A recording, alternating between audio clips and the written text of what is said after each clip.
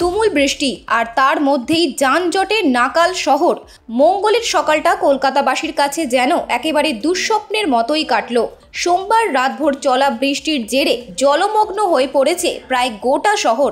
কলকাতার একাধিক গুরুত্বপূর্ণ রাস্তাও এখনো জল থই থই।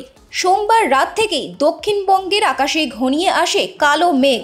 রাত যত গড়িয়েছে তত বেড়েছে বৃষ্টির দাপট। সেই বৃষ্টি মঙ্গলবার ভোরে পৌঁছেছে চূড়ান্ত পর্যায়ে।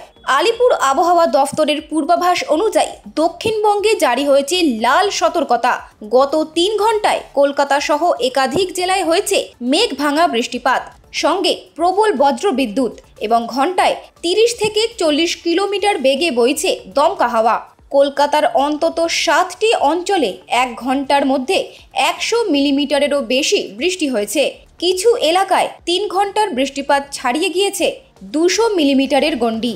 সব মিলিয়ে বলা যায়, সপ্তাহের দ্বিতীয় দিনটা শহরবাসীর জন্য মোটেই সুখকরভাবে শুরু হয়নি।